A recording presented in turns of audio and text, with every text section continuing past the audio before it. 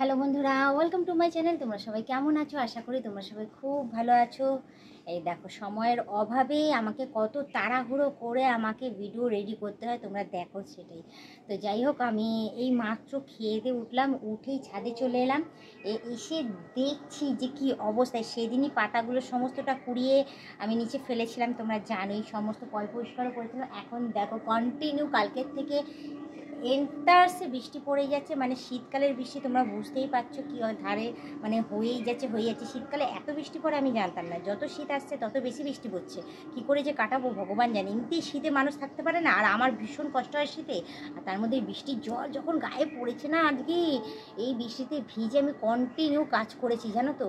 এবার হাতে সময়ও নেই, তাড়াহুড়ো করে আমি কাজ করেছি। ভেবেছিলাম যে ওইগুলো তুলে দেবো, তারপর ভাবলাম যে কী করে ক্যামেরা নিয়ে বাইরে যাব। এই দেখো না, এখন কি আকাশটা একটু পরিষ্কার হয়েছে, একটু ক্লিয়ার হয়েছে বলে এখন বলবো যে তাড়াহুড়ো করে, এখন বলবো সময় হাতে নেই। সময়ের অভাবে বলে না, সময়ের অভাবে তাড়াতাড়ি করে আমাকে ভিডিও তো শ্যুট করতেই হবে, ভিডিও তোমাদেরকে দিতেই হবে। কোনো রকমে চলে এলাম ছাদে, এসে একটুখানি ঘোরাঘুরি করব, দেখি যদি কিছু পরিষ্কার করার থাকে তাহলে একটু পরিষ্কারও করব, করে এই ব্লগ ভিডিওগুলো তোমাদের কাছে তুলে ধরবো। তো চলো, একটা কাজ আমার বেরিয়ে গেছে, যেটা আমি প্রায় সময় করি, কিছু ছাদে পড়লেই সেটা তুলে ফেলে দিই এইবারে। দেখতেই পাচ্ছ কি পড়েছে, দেখাই তোমাদের। এই দেখো, এই দেখো, এই দেখো।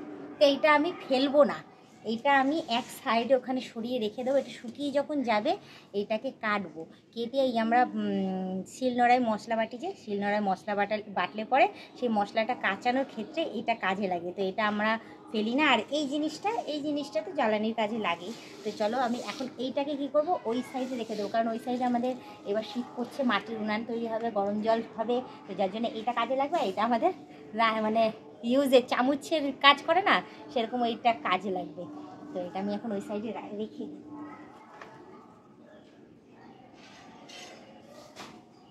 সাইডে রেখে দিলাম। এখন আপাতত জল নেই সেরকম, আর নোংরাও নেই, ছাদ পরিষ্কারই আছে, সেরকম কিছু করবো না।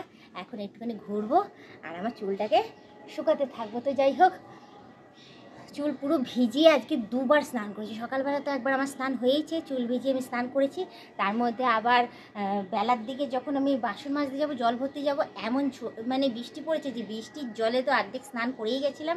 তারপর এই চুলটাও আবার ভিজেছে। তারপর ভাবলাম যে যখন বৃষ্টির জলে ভিজেই গেছি, যে আমি গিয়ে আবার স্নান করে আসছি। তো স্নান টান করে এসে কোনো রকমে খেয়ে দিয়ে ছাদে এসেছি।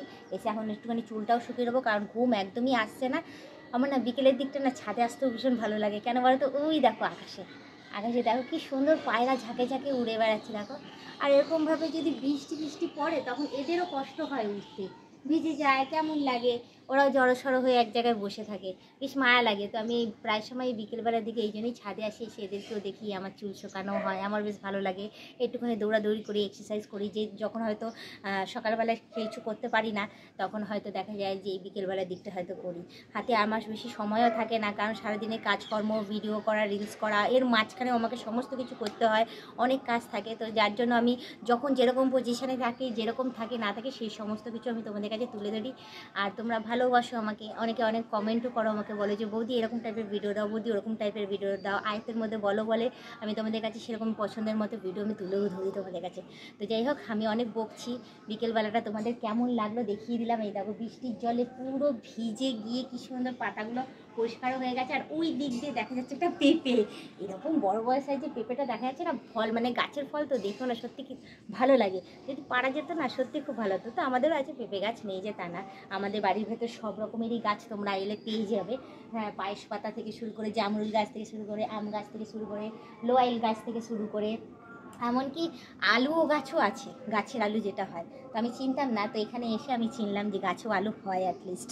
তো যাই হোক, আর বেশি কথা না বলে শুধু এইটুখানি বলবো, তোমরা যারা নতুন দেখছো তারা অতি অবশ্যই আমাকে সাবস্ক্রাইব করে দিই, বেল আইকনটা টুক করে টিপে দিও, অল নোটিফিকেশানটা অন করে দিও। আর যারা এখনও পর্যন্ত মেম্বারশিপটা নাওনি, তারা তাড়াতাড়ি করে মেম্বারশিপটা নিয়ে নিও। পারলে তোমাদের বন্ধু বান্ধব যতজন আছে সবাইকে বলো মেম্বারশিপটা নেওয়ার জন্য। নিলে ভালো কথা, নাহলে তোমরাই দেখতে দেখো, তোমরাই টিকে দেখো, এভাবেই আমাকে হেল্প করে যেও। আর কিছু মনে করো না, মানে সারা রাজ্যের কাজ কাজকর্ম শেষ করে খুব তাড়াহুড়ো করে বলবো আমি তোমাদের কাছে ব্লগ ভিডিওটা তুলে ধরেছি। তোমরা এভাবেই পাশে থেকো, এভাবেই আমার সমস্ত ব্লগ ভিডিওগুলো তোমরা দেখতে থেকো।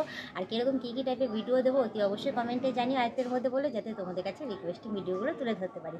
তো আজকে আমাকে এই ড্রেসটা পরে কেমন লাগছে না লাগছে সেটাও আমাকে কমেন্টে জানিও। তো আজকে ব্লগ ভিডিওটা দেখেছ, আমি ভাবছিলামই যে ছাদে এসেছি, বেশ ঠান্ডা লাগছে, ঠান্ডা ঠান্ডা, কারোর আওয়াজ নেই, অ্যাটলিস্ট আজকে একটু ভালোভাবে ভিডিও করতে পারছি। হ্যাঁ, তাড়াহুড়ো করেছি তো কী আছে, অ্যাটলিস্ট ভালোভাবে করতে, কিন্তু না, ওদের সহ্য হবে না। দেখো নিচে মানুষের চেঁচামেচি আর ওপরে এলে ওদের চেঁচামেচি। দেখো কন্টিনিউ টুনটুনি পাখিগুলো দেখো এই আম গাছের এটার মধ্যে ঢুকে দেখো উড়ে উড়ে পালিয়ে যাচ্ছে। আমি যেহেতু আঙুল দিয়ে দেখাচ্ছি, এই সাইডে এসে বসে কন্টিনিউ চিৎকার করে গেল। তো যাই হোক, বেশি কথা না বাড়ি, শুধু এইটুখানি বলবো, আজকের ব্লগ ভিডিওটা আমি এখানেই শেষ করছি। আবার অন্যদিন অন্য কোনো সময় ব্লগ ভিডিও নিয়ে হাজির হয়ে যাবো। আজকের মতো টাটা, বাই বাই, সুস্থ থেকে এভাবে আমাকে দেখতে থেকো, আমার পাশে থেকে আমাকে প্রচুর পরিমাণে সাপোর্ট করে এগিয়ে নিয়ে যেও।